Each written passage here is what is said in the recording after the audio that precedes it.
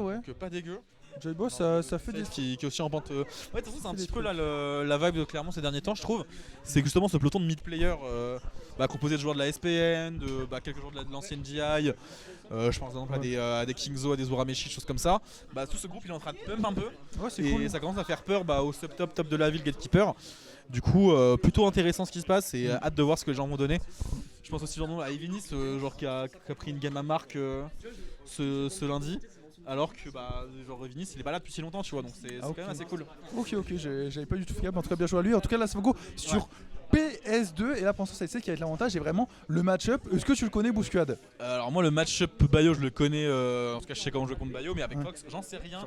Après dans tous les cas en fait on est sur deux persos où ça va être super important de shield, ça va être aussi super important de pas trop sauter parce que les deux possèdent des anti-air quand même pas trop dégueux.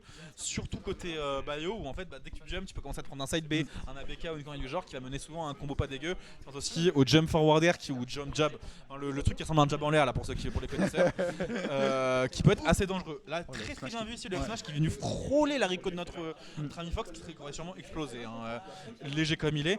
Mais en fait ça va être je pense un match-up assez compliqué des deux côtés et ça va être vraiment à celui qui va être le plus rigoureux dans sa façon de jouer le perso, parce que celui qui va trop extendre ou qui va trop forcer le désavantage peut prendre des trucs assez fortes. Ouais, le jab en l'air c'est le fer je crois.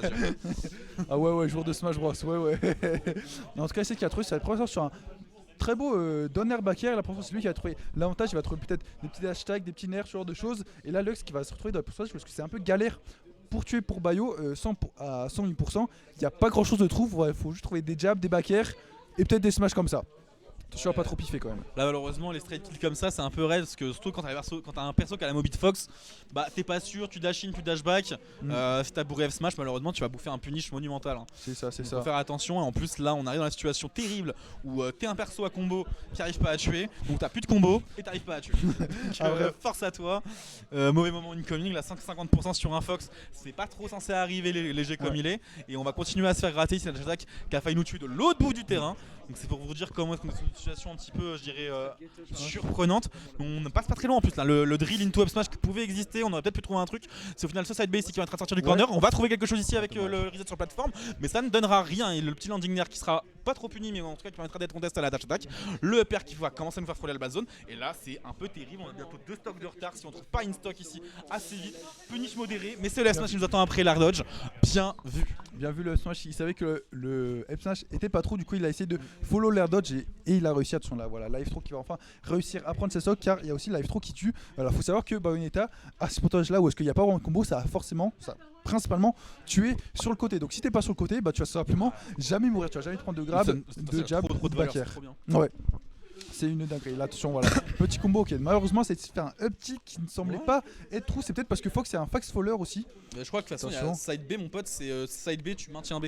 Oui, aussi, il y a Genre, ça. il n'y a pas side B up tilt, je crois. Enfin, après, je suis pas un spécialiste de Bayo, donc prenez pas mes paroles pour argent comptant. Ça se trouve, je dis de la merde. C'est ça.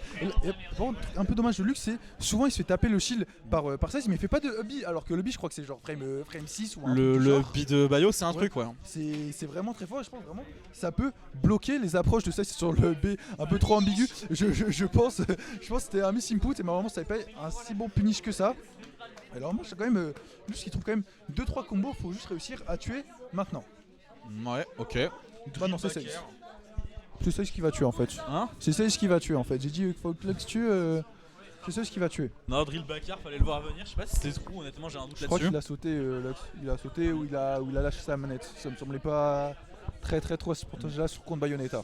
Et là, tu vois, c'est un peu dommage parce que, genre, en fait, quand tu penses à Bayo, à quoi tu penses? Tu penses à gros combo, tu penses à genre combo breaker facile avec le Bat Within, Ouais. et tu penses à Edgeguard. gros combo. Et à Ouais, Edgeguard Edgeguard. aussi. Et malheureusement, on a vu aucun de ces 3 points là. Le premier, il est un peu baisé parce que t'es contre Fox, donc forcément, ça va être un peu galère à doser parce que le perso est très fast faller et très léger. Ouais. Du coup, si t'as pas l'habitude de jouer contre, les combos peuvent être un peu bizarres. Mais la partie, par exemple, genre les combos mythos, normalement, ça passe pas trop contre une Bayo. Ouais, et c'est là, ça, on s'en est pris quelques-uns par-ci par-là et c'est un peu dommage. Pareil, on n'est pas censé se faire pressure autant une shield. Et c'est un petit point qui manque sur cette sur la Bayo de luxe, c'est que elle se fait un peu bolos quand elle est dans son shield. C'est ça, mais je pense que ça va être aussi en partie à cause du stress, j'imagine. En tout cas, j'espère pour Lux, et ok, en tout cas là ça va go sur Holobation, on espère que ça va être un peu plus correct du côté de Lux et que Saïs va continuer à faire des trucs propres. En effet, et là pour l'instant on arrive à déjà gratter quelques pourcents côté Saïs, le juggle qui donne un truc, upper backer. C'est vraiment les combos de notre terroir ici, on les connaît tous. Donc on va continuer cette petite phase d'avantage. On arrive à trouver ce petit tech chase avec le nerf sur la plateforme. Et là c'est bon, on nous entend depuis le setup de stream. Le Beat of Shield, on le voit, il est présent. On arrive quand même à gratter quand même une petite quinzaine de pourcents. C'est déjà ça de prix. Maintenant il faut réussir à faire un petit peu plus la différence. Mais pour l'instant on a un petit peu du mal ici à reprendre un peu de center stage. On n'arrive pas à prendre la terre ferme. Mais au final c'est chose faite. On va réussir à prendre un premier combo. Mais encore une fois, on le disait un peu plus tôt, ça ne donne rien, ça ne mène à rien. Et ça commence à nous porter vraiment préjudice parce qu'on se fait juste, on se fait surclasser en termes d'avantage state. Et du coup 2%. C'est ça, c'est dommage parce qu'on trouve des coups, on trouve des bons coups qui peuvent lead sur quelque chose, mais on n'arrive pas à lead sur d'autres attaques, tout simplement sur la drill qui va go sur un air. C'était un peu bizarre le F-Smash. Les F-Smash qui sont très bien tentés mais qui sont relâchés un peu trop tôt, du coup le side B à chaque fois passe. Et là le Upir qui va prendre la première stock pour Saze. Vraiment Saze qui a encore une fois qui a l'avantage et qui est très serein. Frère, hein. Les gros respawns, je me mets off stage, je peux prendre un F-Smash, je respecte mon boîte ta Fox. Et le F-Smash de Bayo il tue quand même assez bien. Hein. Ah vraiment il en a rien à faire. C'est une dingue sur le BNR. Et oui, encore une fois, c'est un peu dommage. Si le hubby ne passe pas la situation, faut juste reset. Sur le côté Bayo, tu peux rester 20 jours off stage et faire des gros drifts droite-gauche et personne peut te follow up. Sur le side B qui a failli se prendre par le big dot smash Curry Spike qui aurait fait exploser la stock de Saze. Ok, c'est bon, là, ça rick off stage. Je suis sûr qu'il nous entend, c'est une dinguerie. Je dis que Bayo, ça peut rester 3 jours en l'air. Qu'est-ce qu'il fait? Il reste 3 jours en l'air sur le F-Smash qui va punir ce F-Smash. Et là, Lux il se trouve un stock qui est vraiment pas très bien. Ouais, non, là malheureusement, on est vraiment dans une panure mais exceptionnelle. La sauce, elle est goûtue, mon bon Azerty. On va avoir du mal sûrement à s'en dépêtrer ici. Et en plus, ça commence déjà par une phase d'avantage ici de l'ami Saze qui gratte ni plus ni moins 50%. On va essayer de réussir à extendre ici avec une bonne série de forward air. On va peut-être trouver un truc. On est très très gourmand et vraiment, ça a l'air de marcher. Hein. Donc malheureusement, je pense que c'est un petit problème côté Lux. On se laisse un peu trop mougou par l'adversaire.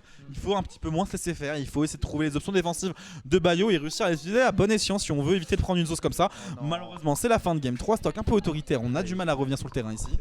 C'est dommage. C'est dommage cette fin de game un peu anticlimatique.